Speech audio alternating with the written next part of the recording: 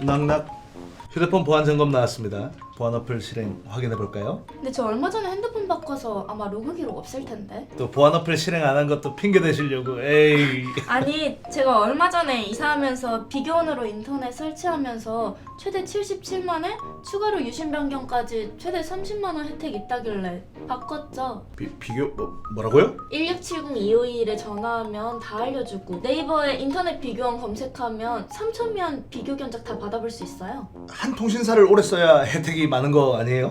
요즘 젊은 사람들 더 좋은 혜택 찾아다니는데 그중에 비교원이 최고니까. 아니 왜 이런 걸 나만 모르고 있었지? 비교원은 2024년 6월 기준 현금 사은품 983억 이상 지급했고 누적 가입자 60만 명인데 이걸 몰라요? 비교원에서 인터넷 교체하고 저 추천 좀 해주세요. 저 5만 원 더 받게. 아니 그러니까 비교원에서 인터넷을 바꾸면 최대 77만 원에 유심 변경하면 최대 30만 원 혜택 거기다 5만 원까지 더 받는다고요? 무제한이에요. 5만 원. 근데 어딜 보고 얘기하는 거예요? 인터넷 가입, 정수기 렌탈 최대 77만원. 인터넷 비교원 최저 요금과 최대 혜택을 제공. 통신 3사 비교 견적 3초 쌉 가능. 네이버에 인터넷 비교원을 검색해주세요. 우리 군대는요, 뭐든지 내가 하는 일련의 모든 하루 24시간을 문서로 나타내지 않으면 안 된다는 강박관념에 사로잡혀 있어요. 동의하십니까? 동의하죠. 스트레스 많이 받으셨죠, 이것 때문에? 그렇죠. 장교들은 다 이것만 하니까요. 그렇죠. 제가 바로 이걸 말씀드리는 거예요. 정말로 우리가 전쟁을 대비한 군대라고 하기에는 참 부끄럽잖아요. 대한민국의 간부를 나오신 분들은 100% 동의하는 부분이에요. 이거를 이 강박관념에서 간섭, 부하를 못 믿고 내가 책임지지 않아야 되겠다는, 가르쳐주지 않았으니까 내가 책임지지 않아야 되기 때문에 이거에 대해서 결국 간섭을 할 수 있는 거예요. 그러나 막상 문제가 생기면 책임은 또 누가 진다? 또한테. 그렇죠. 실무자한테 지죠. 이런 그 마이크로 매니지먼트와 문서화를 시켜야 된다는 이 강박관념, 이거로부터 벗어나야 되는데 못 벗어나고 있거든요. 이런 얘기하면 제가 어떻게 되겠습니까? 말년이 비참해지는 겁니다. 아까 우리 군은 원래 군인의 최대 복지는 교육훈련이잖아요.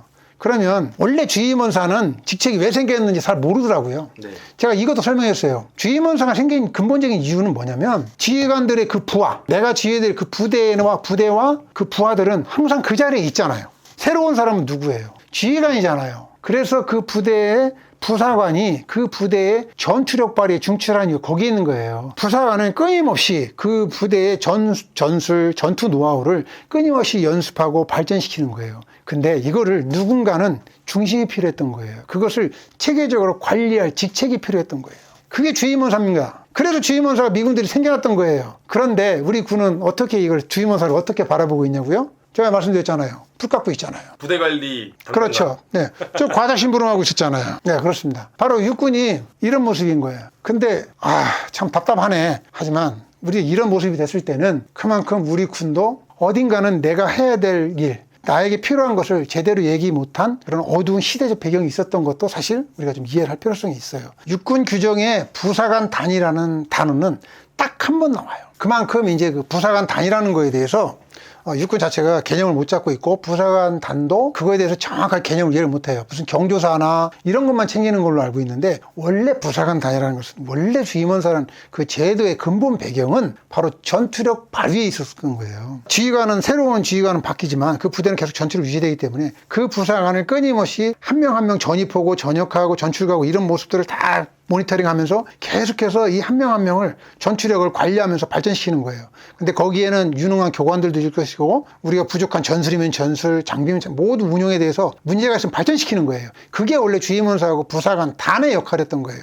자, 그럼 예를 들어서 이거예요. 우리 특전사, 그 다음에 저 특공 여단 뭐 이런 부대 있잖아요. 365일 단 1분 1초라도 이 유능한 이 전투 인원들이 연병장에 나가서 풀 깎는 이 상황을 만들면 안 되는 거예요. 그래서 우리 위정자들은 군대의 현재 예산이 풍족한가 이게 아니라 근본적으로 생각하면 군대의 예산은 현재보다 월등하게 높은 수준으로 예산을 책정해 줘야 되는 거예요. 왜 그러냐? 군인의 최대 해야 될 일은 교육 훈련이잖아요.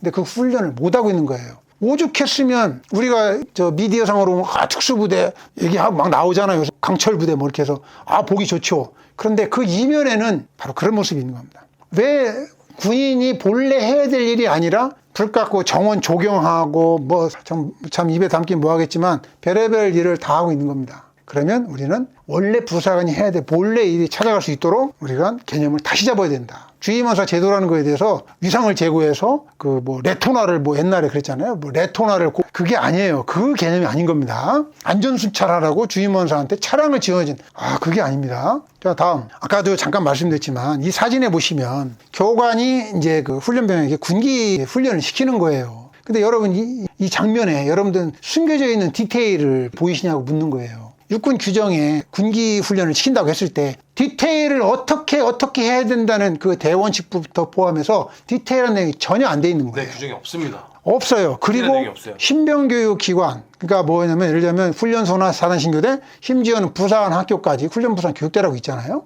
이런 디테일한 거에 대한 숨겨져 있는 노하우라든지 아니면 어떤 이것을 책임을 관장하는 지휘관이라든지 이런 거에 대해서는 관심이 없는 거예요. 몰라요. 한마디로 아마추어라는 거죠. 제가 이 부분에서 제가 첨언을 좀 드리고 싶은데 네. 제가 이 영상 12사단이 사고가 나고 나서 네. 교육이 정말 안 되어 있다. 장교들이든 부사관이든 네. 얼차려를 군기 교육을 시킬 때 어떠한 복장에서 어떠한 훈련을 어떻게 시켜야 되는지 교육이 안 되어 있다라고 얘기했는데 사람들이 그걸 뭐 교육할 필요가 있냐, 규정에 있는 당연한 거다라고 얘기를 하더라고요. 그 디테일을 설명해 줘야 돼요. 다. 근데 저도 장교교육기관에서 디테일 교육 못 받았거든요. 네. 그리고 그거 그냥 지나가듯이 얼차려는 규정이 이렇습니다라고 얘기하지 규정을 할 때 시간 어떻게 보고 복장을 어떻게 하고 어떤 위치에서 어떻게 해야 된다고 디테일하게 얘기해서 전혀 없어요. 네. 근데 이거를 다들 그냥 당연하게 알아야 되지 가볍게 생각을 하시더라고요. 저는 그거에 대해서 뭐 많은 분들이 이번에 이 사건을 통해서 인터뷰를 많이 하셨는데 많은 분들이 그거를 되게 가볍게 생각하세요. 그래서 제가 네. 교육의 문제고 이거는 여군 남군을 떠나서 교육의 문제다라고 했더니만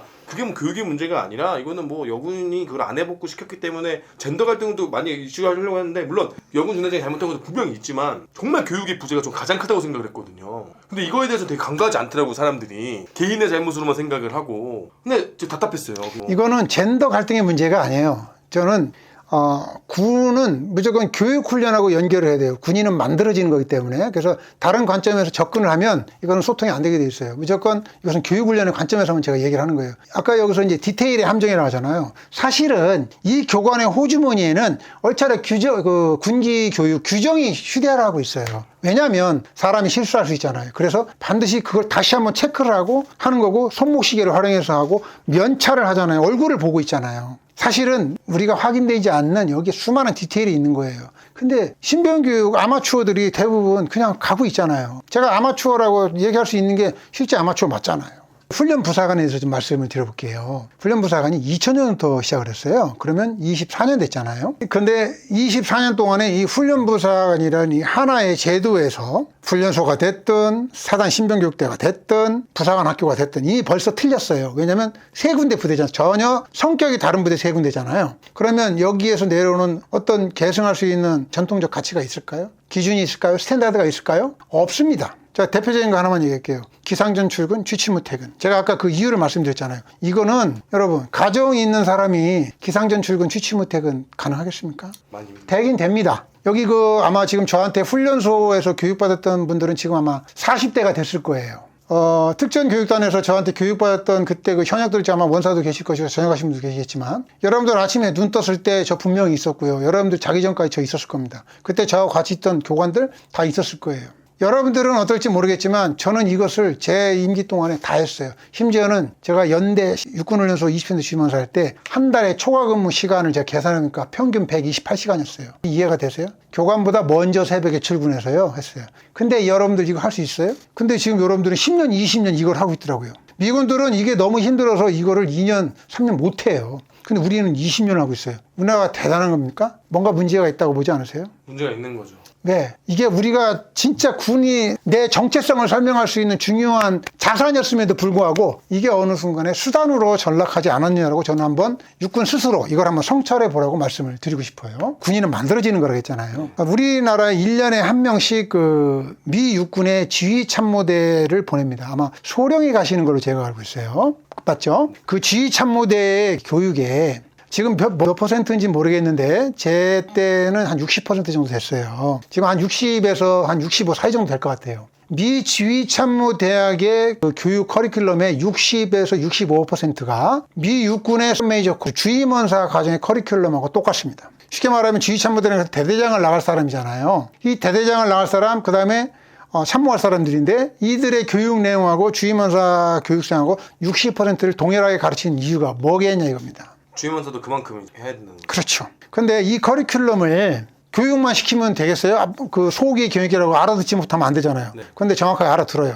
제가 그 교육을 받은 당사자이기 때문에 아는 거예요. 가르친단 말이에요. 근데 이거를 1972년부터 시작했어요. 그럼 지금 벌써 몇 년 됐습니까? 1972년입니다. 거의 50년 됐죠. 그렇죠. 자, 그러면 우리 지금 부사관학교 저 주임원사 과정 저 쫓겨났잖아요. 이해를 못 하는 거예요. 이런 교육, 제가 주임원사 과정을 정말 제로 베이스에서 다시 판을 짰거든요. 하나씩 설계하면서. 그런데 결국 마지막에 저의 모습은 제가 저를 전역시키고 나한테 나를 인정해주지 않아서 기분 나쁘다고 얘기하는 게 아니에요. 그 정도로 우리 조직은 이 집단 사고에 심한 착각에 빠져 있다는 것을 제가 말씀드리고 싶은 거예요. 부사관학교에 가보면 주임원사 과정 교육생들 이게 지금 생활관이 지금도 아마 이렇게 되는지 모르겠어요.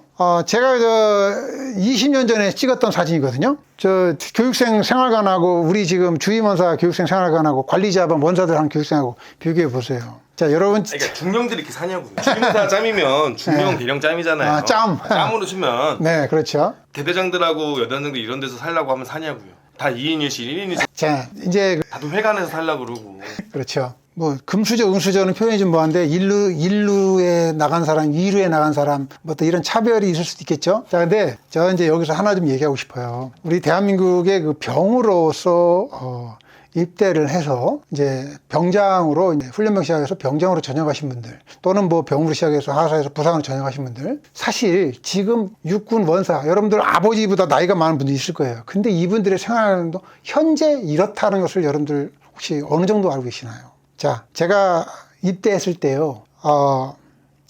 철모를 받았어요. 근데 그 철모를 쓰고 이제 훈련을 시작했고요. 지금 이제 풀컷 헬멧이라고 해서 정말 많이 바뀐 것이 나왔잖아요. 그 변천사를 저는 그 철모에서부터 이 과정을 쭉 지켜본 사람이잖아요. 제가 처음에 훈련소 가니까 그 소세지 큰 거 있잖아요. 그 옛날 우리 소풍 갈 때는 이만 그 소세지 그거 한 덩어리, 그러니까 좀 잘라가지고 한 덩어리에 계란 하나 그리고 그 식빵 2개, 그 다음에 그 딸기 잼 한 숟가락. 그게 제가 처음에 먹었던 빵이에요. 근데 지금 식단 많이 호화로워졌죠. 저 라떼는 말이야 이거 얘기하는 게 아니에요. 그 정도로 나름대로 많이 변한 건 사실이에요. 그런데 왜 그때나 지금이나 이 말단 끝에서 생활하는 우리 현장에 있는 사람들의 이 불만은 해소되지 않고 더 쌓여만 가는 것인가? 왜 군생활하는데 내가 거기에 이 제복을 입고 있는 데서 왜 의미를 찾지 못하는가? 이건 신병교육부터 다시 생각해 봐야 된다는 거예요.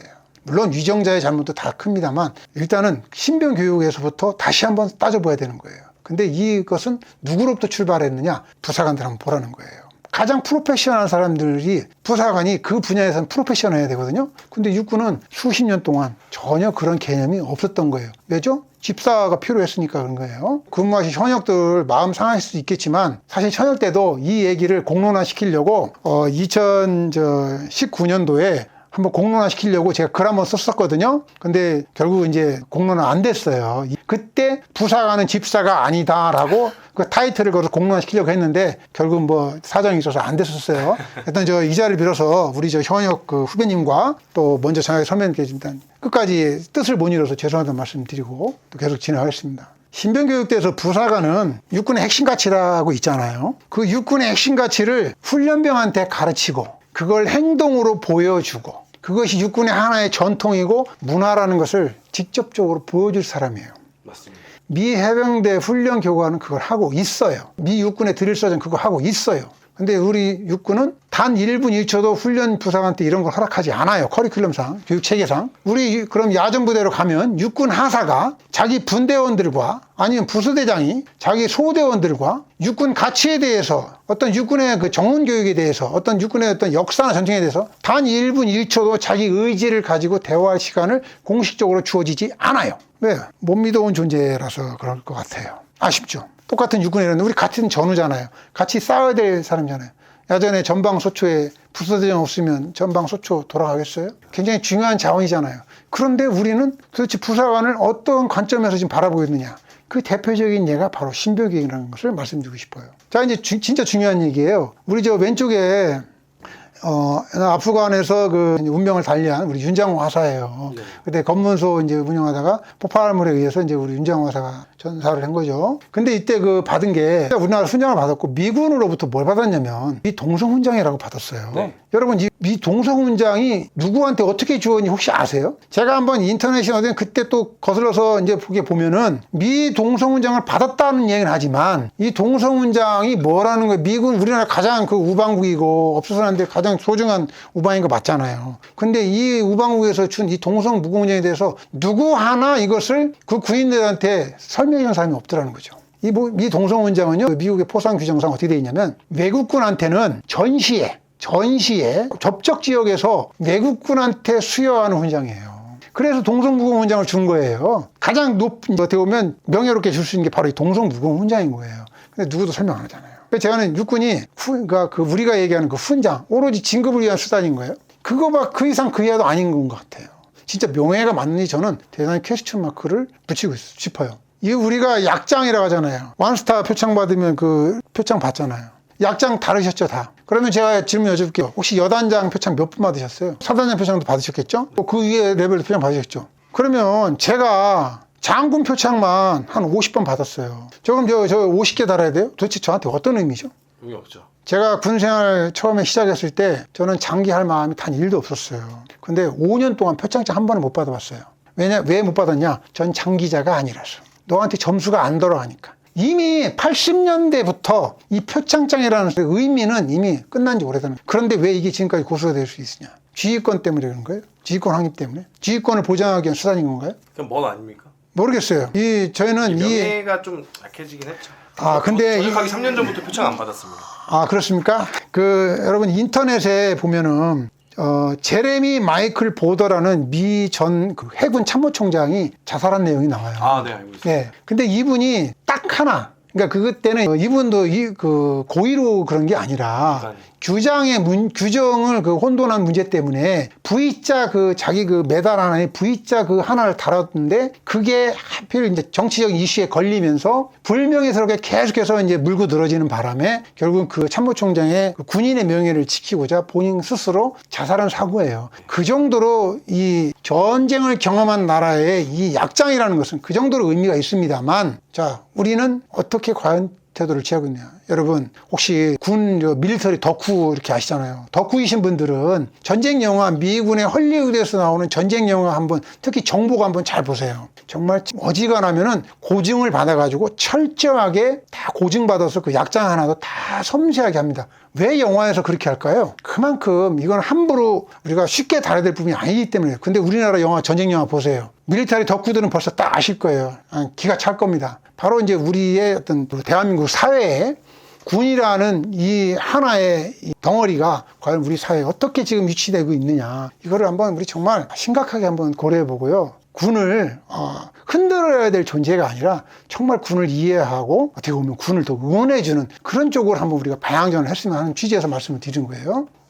국민이 낸 세금으로 이렇게 뽑고 국민이 선출한 국회의원들께 제가 한번 경고 차원에서 좀 말씀을 드리려고 하는 거예요. 이 국방위원들이 역할을 잘할 수 있도록 우리 국민이 해야 될 일이라고 봐요. 과거 5,000년 역사를 돌이켜보면 나라가 국난에 처할 때마다 나라를 수렁에서 건진 것도 백성이고 큰 피해를 본 것도 백성이다. 오로지 권력 쟁취와 재물이 넘쳐나는 곳간을 더 채우기 위해 경쟁만 일삼던 주둥아리 정치인들은 백성의 피가 낭자했던 그곳에 있지 않았다. 국민이 낸 돈으로 호의호식하는 건 과거나 지금이나 뭐가 다르냐. 군 임무가 전부였던 예비역 원사이자 대한민국 국민이 억대 연봉을 받는 국방위원에게 엄중히 경고를 합니다. 여야를 불문하고 순수한 군인의 마음이 흔들리게 해서는 절대 안 됩니다. 반성하고 또 반성해야 됩니다. 지난 반세기 동안 권력을 쥐기 위해 표를 구걸하던 자들의 선전선동의 도구로 전락했던 군인의 명예와 제복의 가치를 선진국 수준 이상으로 끌어올려줄 것을 강력히 촉구하는 바입니다. 대통령이 바뀌고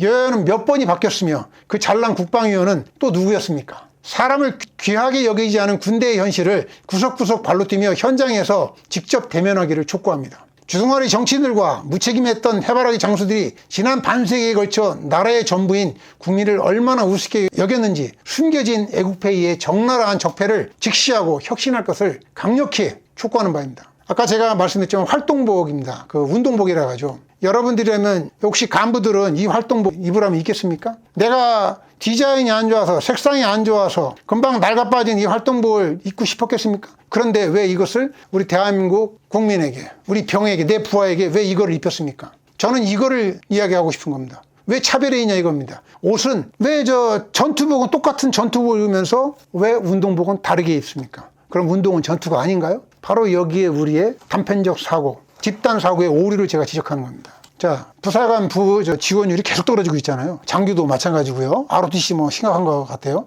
네, 잠시만 네. 하나만 말씀드리고 싶은 게 이 운동복을 보니까 네.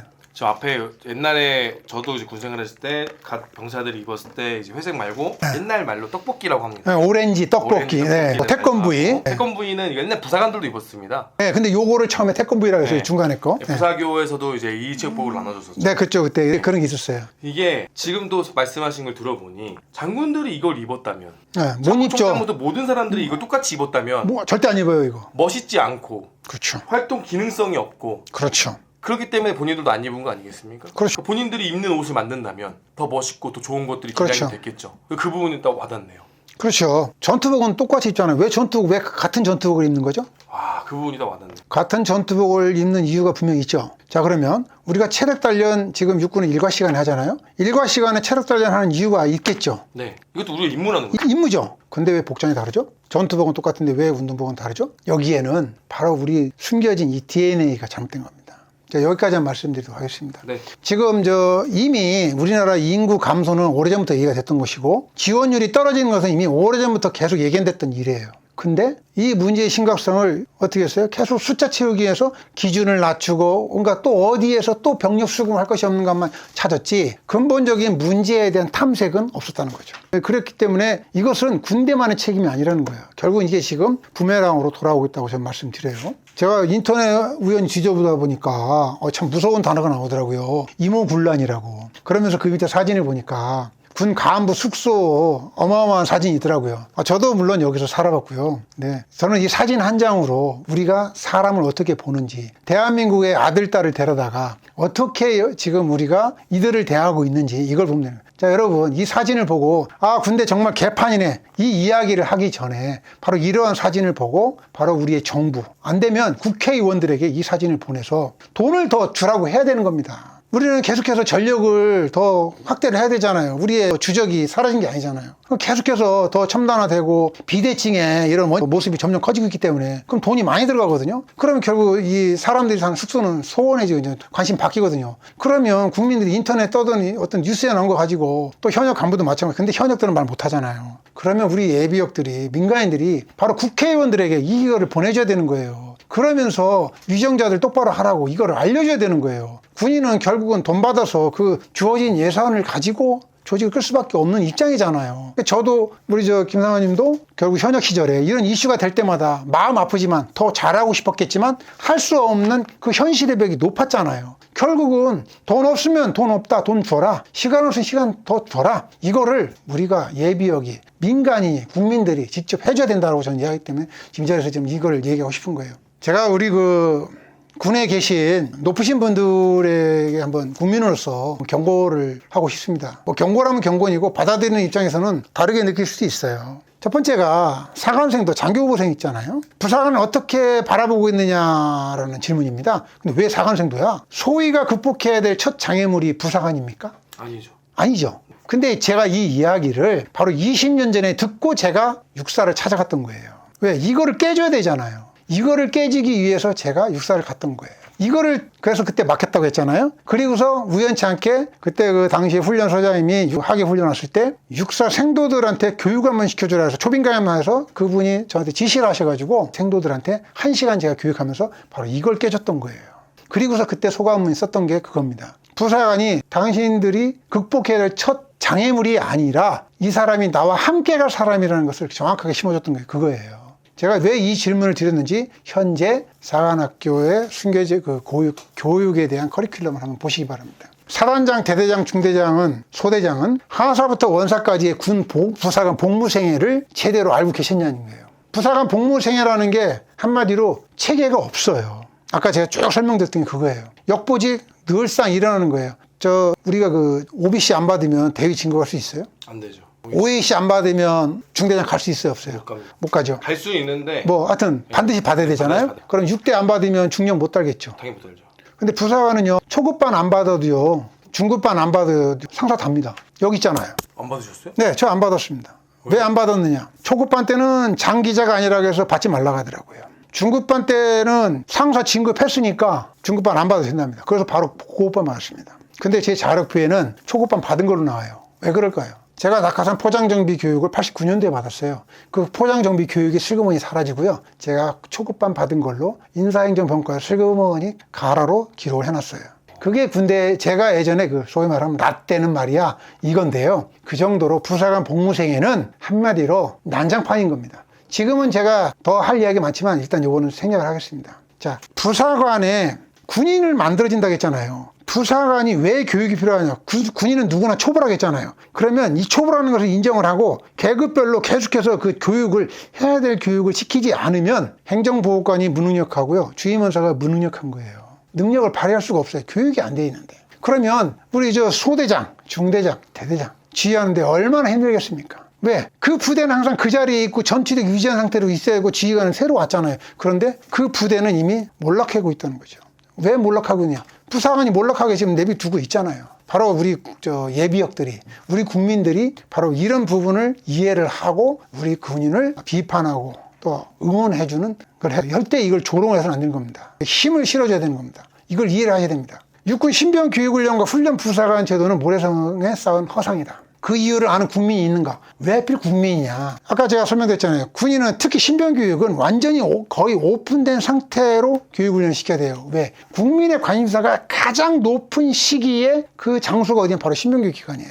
그래서 어디부터 투명성이 제고가 돼야 돼요. 그런데 그것을 누구를 상징적인 모델로 해야 돼요? 아까 제가 말씀드렸잖아요. 바로 훈련 부사관이에요. 부사관을 제대로 양성해서 그 상징적 모델을 세웠는데 부끄러움이 없게끔 투자했었어야 되는 거예요. 근데 그걸 20년 전에 하자고 했잖아요. 못했어요.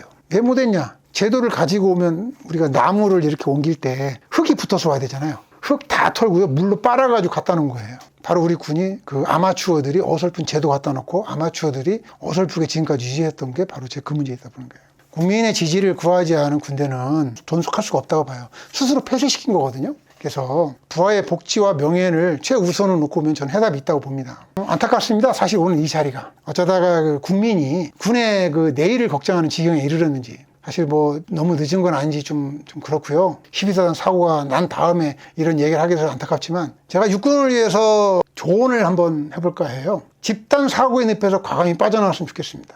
우리는 지휘관의 명은 지엄한 겁니다. 한마디로. 그 명을 받들어야 되는 거죠. 그런데 우리가 어떤 정책이나 이 제도를 풀어나갈 때는요. 지휘관께서 먼저 말을 꺼내놓고 어떤 방향성을 먼저 딱 포인트를 하게 되면은 그 밑에부터는 그 다음 상황부터는 누구도 그거에 대해서 비판하지 않아요. 그러면 전부 다 거룩하신 말씀을 받들어야죠. 그럼 집단 사고에 빠지는 거예요.